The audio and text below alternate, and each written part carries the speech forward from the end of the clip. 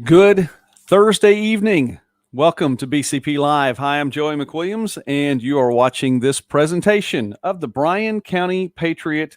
Thanks for watching tonight. Appreciate everyone for stopping by. Had a big crowd last night, and it was I thought everything went pretty well. I enjoyed the time with Jacob, and I have to tell you, really enjoyed the time with Tony and Zim the night before. Hey, Bryan.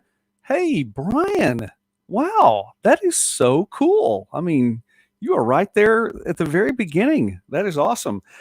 Listen, we look at the days and what's going on right now, and you have to think, okay, Tuesday we were talking about unfortunately, the first death that was indicated by COVID-19. And so that was on Tuesday. And then yesterday we had the tornadoes, and there were unfortunately two that passed away in Marshall County due to that.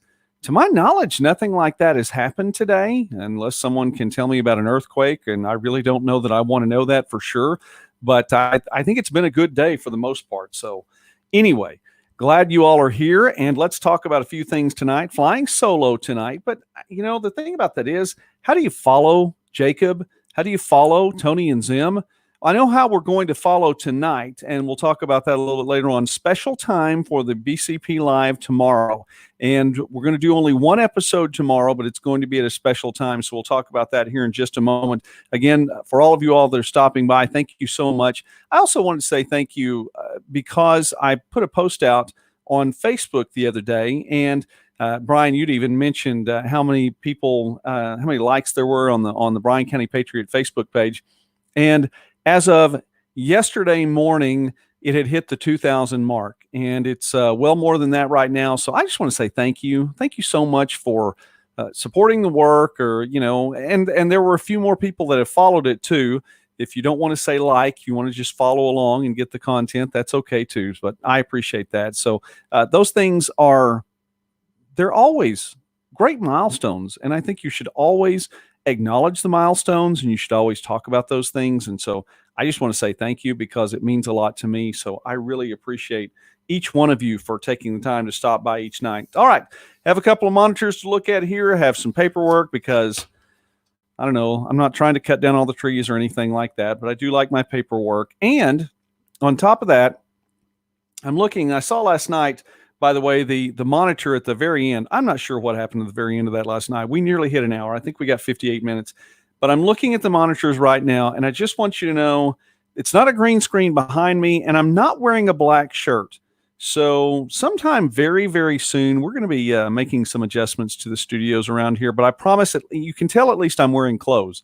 So it may blend in a little bit. It's interesting how the lighting works with all these things. All right. Let's get right to it today. Numbers from around the state of Oklahoma, and the computers had a virus. Okay, I'll buy that. As long as it doesn't spread. They're saying now that pets can get the virus too, and we have 3 dogs and 2 cats. We don't need any pets to get the virus. How you doing, Robert? Thanks for watching tonight. I always appreciate you stopping by, and thanks for being a part. As of today in the state of Oklahoma, let's go through these numbers here really quickly. 3,017. By the way, all these numbers can be found online. I know I don't want to just read something to you that you can find online, but I want to tell you that I'm not making these numbers up, and you can find them. They are updated regularly. And so there are some interactive sites as well that you can go through and look at and click the information you want. But there are some things where there's a PDF that's printed, one time a day, and you can look through that. But anyway, 3,017 who have tested positive for COVID-19 as of April 23rd. That's today. 1,884 have recovered. That is 112 newly reported that have recovered from COVID-19. That's very good. The United States, as of just about an hour ago, passed the 873,000 confirmed cases mark. Oklahoma is 33rd in the country, behind D.C. also in number of confirmed cases, 27th, unfortunately, in number of deaths at 179. There have been 6 cases reported in Bryan County, 4 in Durant, 2 in Meade. Of those who have been reported in Bryan County, of those 6, there have been 3 recoveries and unfortunately 1 death. 2 recovered from Durant, 1 has been recovered from Meade. Durant is in a tie with 11 other cities at 83rd most cases in the state of Oklahoma. Bryan County is in a tie for 44th out of 77 counties in Oklahoma with number of cases, again, at that 6. As of today, 622 people have been hospitalized for the entirety of this health crisis in Oklahoma. 622, only 622 out of 3,017 positive cases. That is a number that is 20.6%. So only 20.6% of the people who have tested positive for COVID-19 have been hospitalized as of April 23rd. That's today. 179 deaths. 119 of those deaths had at least one comorbidity, which means diabetes, heart disease, or circulatory disease, chronic lung disease, liver disease, or renal failure. We don't know about the passing in Bryan County just yet. Got some a story on that I'll pass along when I know a little bit more about it. I need to check it out just a little bit more. Saw some headlines and a couple of lines, but I don't want to pass it along until I know a little bit more about it. Also, of the 179 deaths, 78% were white, 81% were of people who were 65 years old or older, and 53% were male. I don't know if anyone knew those numbers, but I thought I'd throw that out there anyway. That means that currently there are 934 active cases in the state of Oklahoma. If you take the 3,017 and you take away those who have recovered and those who have already passed, 934 active cases in the state. As of today, there were 53,447 collection test kits that are available in the state. Hey, Ronnie, glad you're with us tonight. And shout out to Susan and to John as well. Thanks for stopping by. 9 new deaths were reported today. 112 new recoveries were reported today. And I think, let's see, 53,000, I said that, collection test kits in Oklahoma. 1,126 ventilators are available in the state, of which 15 are in Bryan County. So, how many people live in Oklahoma? That's a good question. I think it is 3.5 million. It's not quite 4 million yet, I think. And by the way, hi, Jamie. Thanks for stopping by. It's always good to see you comment there. It's less than 4 million. I want to say it's between 3.5 and 4 million. Somebody else probably has that number. And I hope you don't prove me wrong. I think I'm right on that. All right. So we are now in day 29 of not a lockdown, but a shutdown. And hey, we could be coming to the end even of that. So we'll talk about that a little bit later on. That is near the end. Tomorrow's show will be a BCP Live with a guest host. That's right. Senator David Bullard will be guest hosting tomorrow, and he will have a roundtable panel. It's going to originate, I believe, still in Marshall County. And so he's got some folks that are coming down from, I think, some folks that may be working usually in the Oklahoma City area, and a lot of people with a lot of information. And I know that we're going to be talking about the Open Up and Recover Safely, that plan that's going on, which goes into play tomorrow. 3.957 million in Oklahoma. See, I knew it was just shy of 4 million. I thought it was just shy of 4 million. So anyway, all right. So you take those numbers, and now, granted, people are going to talk about the fact that not everyone's been tested, and we want to get to that also tonight too. So I'm trying to catch up from the last 2 nights. The guests the last 2 nights really were they were fantastic. They were absolutely fantastic. And I want to give them as much time as absolutely possible, because we really do. We want to promote the small businesses here on BCP Live. I don't want any small business, medium-sized business, or big business in Bryan County to not be able to open back up. And I've spent a lot of time today, as a matter of fact, on my own small business and the sports side of things, in trying to get to make sure that it's in a place where it can open back up when we get sports back. So I know that a lot of people need this. We need this done. We need to do it wisely, and we can do it wisely. Remember, we should always walk in wisdom. We need to act with discretion, and we do not walk in fear. So there is that. Quarantine will take it over 4 million. Oh, yeah, you're right. And there are going, what is it, in 13 years, there are going to be a lot of quarantines, TEENS, in the state of Oklahoma and probably throughout the entire country. That's definitely the case. This is a family show. All right. So anyway, just teasing on all that. Edie, hey, thanks for stopping by. Appreciate you doing that. Christina, thank you very much for stopping by tonight. Edie, I have something for you, by the way, so I need to get that to you. Hopefully I can get that to you pretty quickly. All right. Talked about, let's get to this. Let's get to this. Another sheet of paper that I have. Today's list. Our advertisers and sponsors on the Bryan County Patriot really are what keep this thing going. And we had, as a matter of fact, I just posted another obituary this evening, and those obituaries are always posted free. And I can do that because we have great advertisers and sponsors for the Bryan County Patriot. And that is something we see as a community service. So I just wanted to reach out to you and let you know that. So these are some of the folks that, again, we talk about our businesses here in Bryan County. Alliance Mortgage Group with Brandon and Taryn, Castile's Tire, DW's in Clara, Friends of the Library, Holmes Coffee Murray Funeral Home, Modern Abstract, Kaimichi Technical Center, Shelburne Heating and Air, Texoma Engraving. Hi, Susan. I've seen you tonight. And Woodman Life here in Bryan County. Thank you very much to the folks who are advertisers and sponsors on the Bryan County Patriot.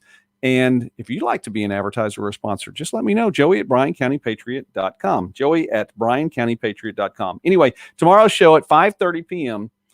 5:30 p.m. tomorrow's show. So be looking for that. It'll be an early start time. I will make an appearance that's about this long, and then I'm going to go ahead and produce that show. I want to make sure that Senator Bullard has everything going properly. So hope we have a good internet signal and everything runs smoothly. 5:30 p.m. tomorrow. Yeah, those Roma's dinners will do that to you. Carb overload, but worth every bit of it. Definitely worth every bit of it.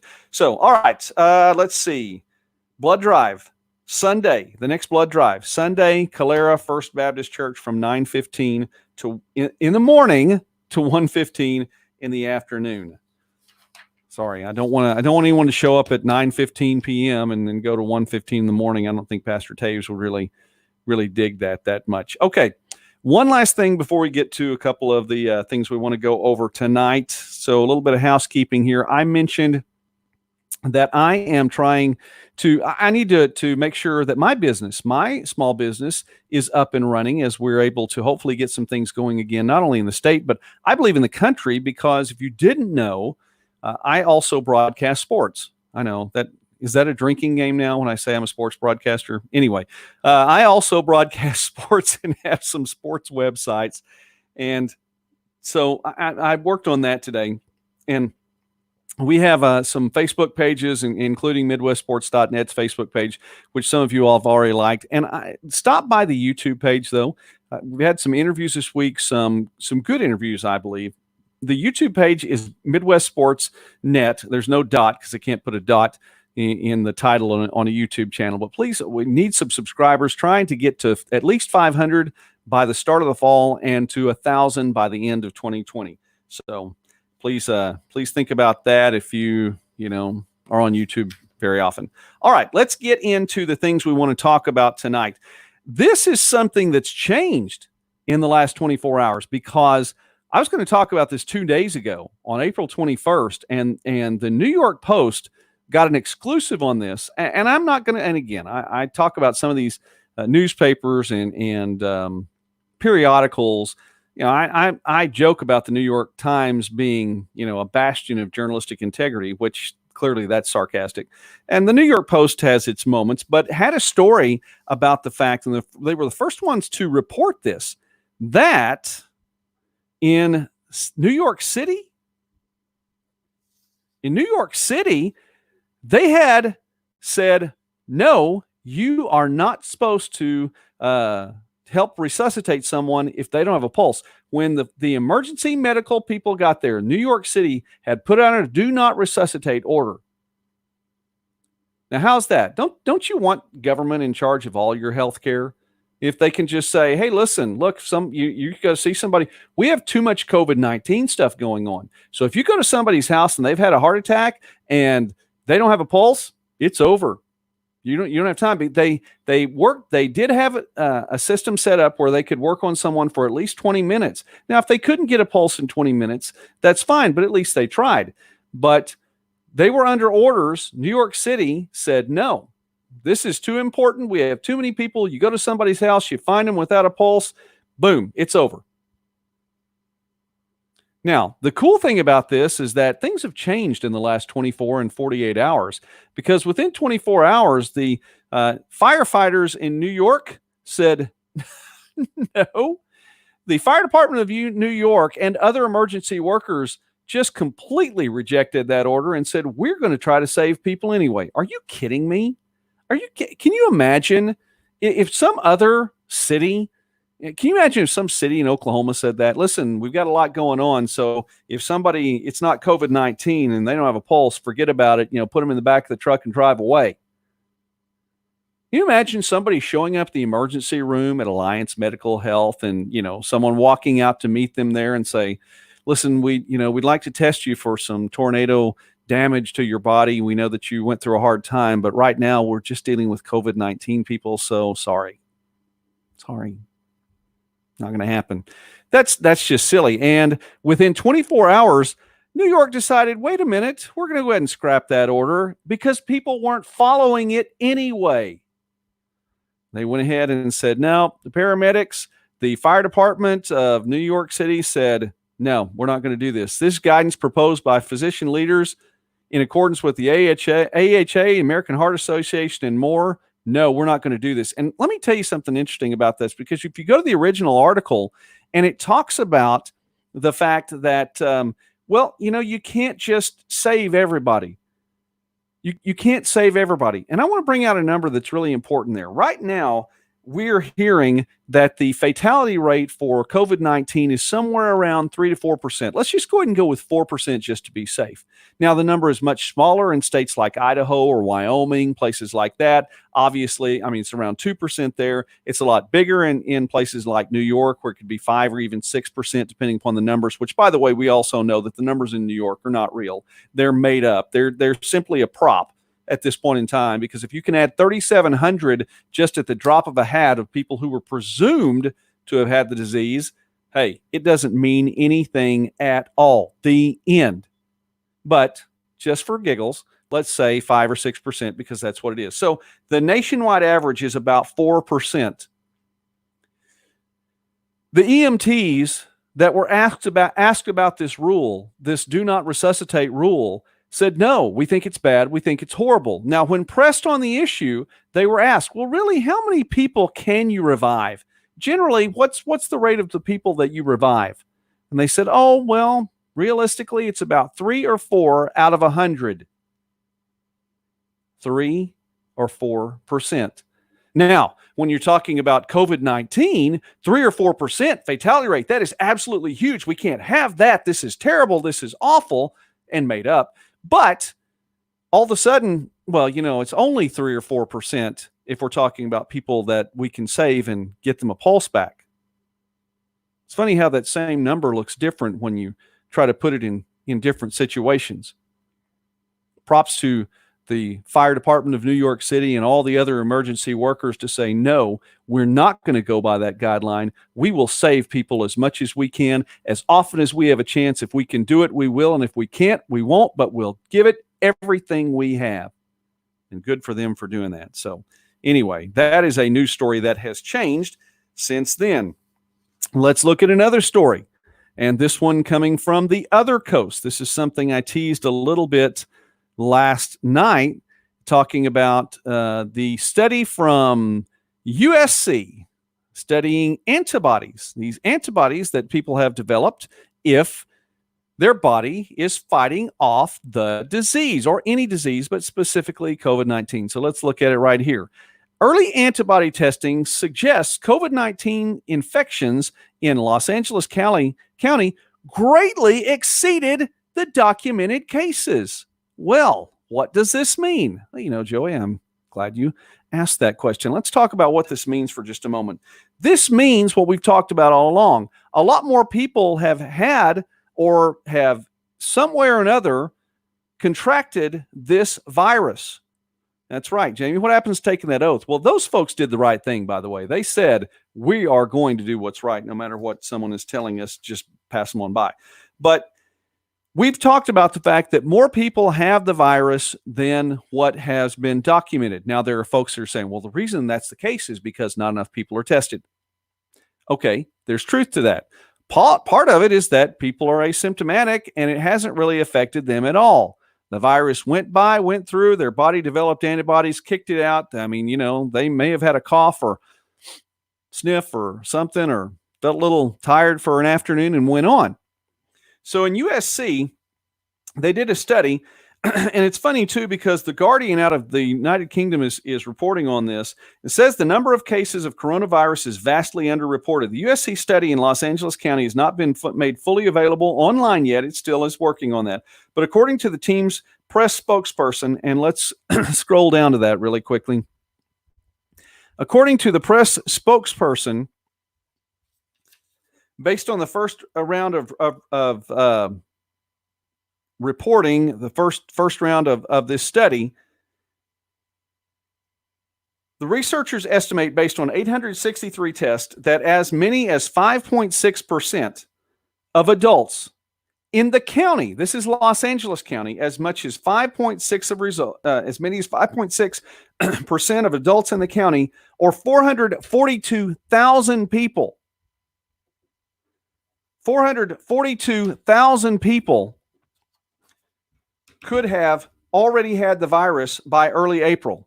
Now, you look at the story, and it runs, and it could be 2.8% or 5.6%. So that number could be 221,000 or as many as 442,000. Right now, as of this study, the number that had been reported in Los Angeles County was 7,994. This is a number that could be as many as 55 times what it was being reported. Now, let's talk about what this means for the fatality rate as well. Now, the study's overall findings appeared to align with what scientists had long known. Let's go back. If you want to talk about science, let's talk about science.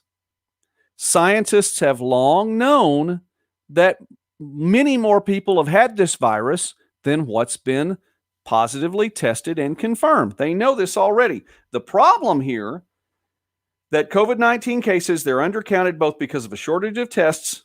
That means that only the sickest patients are tested, and because some of those infected never show symptoms. Now, some critics, and here's where the critics come in, and I get this, I understand this, because people are going to criticize the next thing that I'm talking about here. Some critics question the comments by one of the authors of the Santa Clara study, because it was studied at USC and also in Stanford. The Stanford medicine and epidemiology professor John, I never did say it right, Ioannidis, who used the results to promote a controversial view that the coronavirus is, quote, not the apocalyptic problem we thought, and that societal lockdowns were an expensive and potentially deadly overreaction. Now, that may be going way far in the other direction. Here's what the numbers is. Let's take a nice, happy stance in the middle for a moment and look at it objectively, okay? Appreciate you guys joining tonight, by the way. Hi, Brent. Hi, Tim. Thanks for stopping by tonight. Man, it's good to see your name up there.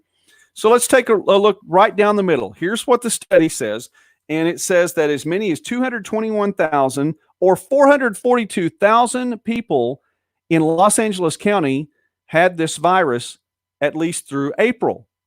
There were only 7,994 that reported. So what does this mean? Well, let's talk about the fatality rate again. If there are 600 people that have died, and that's what was reported in Los Angeles County, 600 people had died, and COVID-19 was attributed as the cause of death. 600 people out of 7,994 is like 7.5%. That's a lot. That's a big fatality rate. But what if that bottom number in the fraction was actually not 7,994? What it was 442,000, like what people are thinking, what this study actually says. Well, 600 deaths out of 442,000 is 0.13%. A little bit different than 7.5%. A whole lot less deadly, still for the people who have passed. It's not good, but a whole lot less deadly. 0.13% is less deadly than 7.5%. I don't care what your political leanings are. Can we agree with that? Let's just say, and that was the top end. Let's just take the bottom, or split the middle between 221,000 and 442,000. Let's go right in the middle at about 332,000. 600 deaths divided by 332,000 is still 0.18%. We haven't even gotten to a whole percent. We haven't even gotten to 0.2%. So, is it overblown? Has it been an overreaction? And has it been something that's potentially deadly? Now, why is this potentially deadly? We already know that the virus is deadly. Why is the overreaction potentially deadly? I'll tell you why. Because hospitals are shutting down. Because the only people that are allowed to come in, basically, unless it's a major emergency, without elective surgery, without a lot of people getting seen, you can't go in and get checked on. Not everybody's getting the treatment that they need. Doctors and nurses and physicians and staff are being furloughed at hospitals. I thought our hospitals were supposed to be full. People are being sent home because they don't have work. We need to let our people get to go back to the hospital again. Wow. So that's what that could be, is potentially deadly. Look at that study, by the way. This is online, USC study, and you can find that there. There's also a Stanford study as well. So we're seeing now, and what we've known all along. And again, it's because, now you probably say, well, the reason that we don't know how many people actually have it because there aren't enough tests. There are 53,000 tests available in the state of Oklahoma, and there are plenty in Bryan County. So, by the way, Bryan County Health Department, still testing curbside. Call 580-924-4285. That's 580-924-4285. All right. Let's look at one more thing, because this is going to be a topic that's on the show tomorrow. Again, special start time, 5:30 tomorrow, with guest host Senator David Bullard, and he will be leading the way tomorrow. So, all right. Thanks to everybody for joining tonight. Appreciate that. Man, all you folks stopping by tonight, Tammy and Paula and Janice and Richard, I really appreciate that. Let's look at one more website here. I can bring this up. I am getting to be quicker at this. I mean, I really am. You probably can't tell it, but I'm getting to do this a little more quickly. There we go. All right. Didn't happen that time. So let's go to... Hey, that's the Bryan County Patriot, which has a story online right now. Stitt announces Open Up and Recover Safely plan, which is the acronym OURS, OURS, OURS. And let's just get right into it really quickly, because it's based on scientific modeling. We all know this, and there's probably some political speak in this too. So let's go ahead and get on down. What does it involve? Well, phase one. Elderly and vulnerable Oklahomans should continue to follow the safer at home guidelines. Yes. Look, just because we're opening things back up doesn't mean that we have to go bananas. I've already gone on a rant on that. I got a lot of humorous feedback too. So anyway, I'm not going to rant tonight, but we do need to walk in wisdom. We do need to act with discretion. We don't need to walk in fear. Elderly and vulnerable Oklahomans should continue to follow the safer at home guidelines. Oklahomans should continue to maximize their physical distance from others when in public. So we're still social distancing. We've been practicing this for 5 or 6 weeks now. I don't think people are just going to go back to the way it was. Look, I hate the phrase new normal, but it's where we are. It's where we are as a state. It's where we are as a country. It's going to take a long time for people to feel comfortable enough to do the things they did before. It's a new world. Employers should create plans that allow employees to return to work in phases, close common areas, and enforce social distancing. There we go. Still doing it starting April 24th, which is tomorrow. Personal care businesses can reopen for appointments. Nobody pile into the hair salon. Now, I realize I don't need the same hairstyling that maybe some other folks need. That's fine, but there are some folks that really need some haircuts now. I'm just throwing that out there. I know I may not have room to talk, but just saying. Pet groomers, nail salons, barbershops, spas, by appointment. And if it's not your turn, wait in the car. Starting April 24th, which is tomorrow, state parks open, outdoor recreation's open. Should we still social distance? Yes, we should. Grocery stores should continue to maintain their special hours for vulnerable populations. So, actually, for Oklahoma, we're not changing a whole lot. And for some folks in Bryan County, I know some of y'all are saying people didn't do it anyway. And there were people who didn't do it anyway. I get that. But it's time to open things back up. Our businesses need to get going. And I'm not saying that the economy should be weighed over people's lives. I'm saying that there's some people's lives that are in bad shape now because of this. There are a lot of tough decisions. Life is full of tough decisions. It really is. It really is. Okay, starting on May 1st, restaurants and dining room. If I'm missing comments, by the way, sorry, I've been talking a lot. Here we go.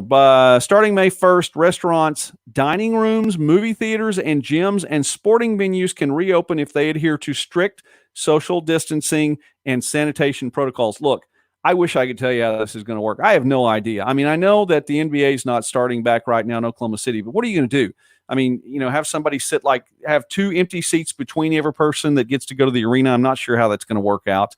Restaurant dining rooms, though, that can work out. You can have some good social distance there. Movie theaters, I'm not sure. Gyms, it can be done. It can be done. And people have been practicing how to do it. Again, that's the thing.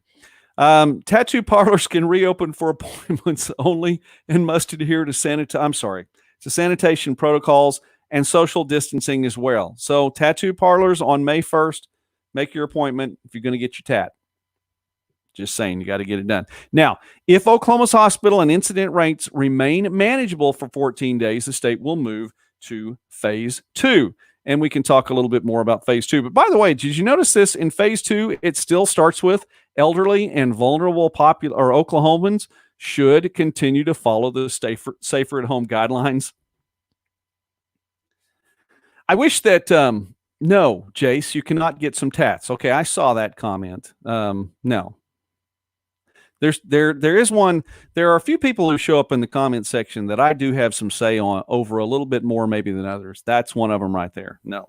Anyway, all right. I'm just kidding. She's an adult woman now. No. I'm getting from both sides of the generations in my family. No. All right. What was I going to say? Oh, I wish that I had said this first. And I hadn't seen it online, so I could take credit for it, and I can't take credit for it.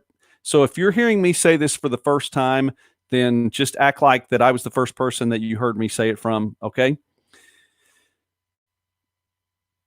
When we shut down and no, we don't. We don't get to vote. No, this is not a democracy about the tats in my family. I'm sorry. This is a monarchy, a benevolent monarchy, but a monarchy nonetheless, and I am king. So anyway, all right. Back to what I was saying really quickly. The shutdown in our country, and in some states, the lockdown in our country was meant to flatten the curve. It was meant to slow the spread. It was not meant to eliminate COVID-19. Let me say that again. And again, if you've never heard this from anybody else, then act like I'm the first person you heard you say it. The shutdown, the lockdown was meant to slow the spread. It was meant to flatten the curve. It was not meant to eliminate COVID-19 because it can't. It's a virus. There are still viruses, viruses, there are virus plural that still don't have vaccines. And we lived and we've made it. Now think about this for a moment. There may not be a vaccine. There may not be a vaccine for years to come. There may never be a vaccine. We still don't have a vaccine for HIV. And I'm old enough to remember when people said, in the early 90s, I think in 1992, and it's not going to be limited to just one section of the population, at least 30+%, I think 1 in 3 heterosexual couples in the United States will have HIV by 1992. That didn't age that well. And there's still no vaccine. But people use wisdom. And if you've ever seen, like I go to, again, I broadcast sports. There's part of that drinking game again. But really, and at sporting events, when there's blood on the court or blood on a jersey or blood on anything, there's always some trainer that comes over with gloves and sprays down the court or takes the jersey off or whatever the case may be. You're watching basketball, they're out there, they're bumping up against one another all the time, trying to get position in the lane. And if there's blood on somebody, that person has to go out until they get the blood tied up, wrapped up, cleaned up, new jersey, whatever the case may be, because there's wisdom involved. And we don't know what's spreading through other people's blood, so we take care of it. Well, we can be wise in what we're doing right now. I will submit to you that there are many, many, many people in government, some on both sides of the aisle, that want this to last as absolutely as long as possible, and they're doing everything they can to make this last. And people have even gone on. Now you're hearing more and more, well, there's going to be a second wave, and the second wave is going to be so much worse than the first wave. Don't walk in fear. And I would challenge you, whether you agree with what I say here on the BCP Live or not, I would challenge you tonight. If what people are saying to you on television, on the internet, and anything else, if it causes you to be afraid as opposed to challenges you to act wisely, question that motive. Let me say it again. If it causes you to be afraid instead of challenges you to act wisely, question that motive. We're not here to spread fear. We don't have to walk in fear to do what's right. We don't have to walk in fear to have a society that is wise and doesn't spread a disease, that slows the spread, that is good to the people around it. We can walk in wisdom. We can walk in discretion. We do not have to walk in fear. And I like what Jacob said last night as I wrap up our time tonight. And again, thank you very much. I want to remind you that tomorrow's show is at 5:30 p.m. Guest host is Senator David Bullard. I like what Jacob said last night. This virus does not determine your future. And I added on to it, and no chart will determine who lives and who dies. You need to keep those things in mind. Thanks to the sponsors for the Bryan County Patriot Alliance Mortgage Group, as well as Castile's Tire, DW's, Friends of the Library, Holmes Coffee Murray Funeral Home, Kaimichi Technical Center, Modern Abstract, Shelburne Heating and Air, Texoma Engraving, and Woodman Life. You folks are an absolute blessing. I want to let you know that the folks that watch this and that stop by, thank you guys for the encouragement. You stop by and you watch, and the crowds vary from night to night. And I just want to tell you thank you. Thank you very much. This has been a lot of fun. I looked back. I didn't count one of the episodes we had, that first afternoon episode we had. So we're looking right now at episode number, I don't know. There have been a lot of them. How about that? Been quite a few of them. We've been doing this for a long time now. It seems like a lot of nights. You guys are a blessing. And so I just want to tell you how cool you are. Thank you very much for watching. Don't forget, tomorrow afternoon, David Bullard, a lot of guests. I'll make an appearance for this long, and then we'll have some fun. I think there's going to be, I know there's going to be a lot of good information, I know it's a different time, and ordinarily I would say 5:30 on a Friday. Why would you want to watch something then? Guys, at this point, still, we don't have that much else to do. So, I don't know. Anyway, all right. Well, the Millers enjoy. Thank you, Millers, for enjoying it. I really appreciate that. You guys are absolutely a blessing. All right. Did I get everybody tonight? Jamie. Hey, Jamie, thanks for stopping by. No, Jace. No.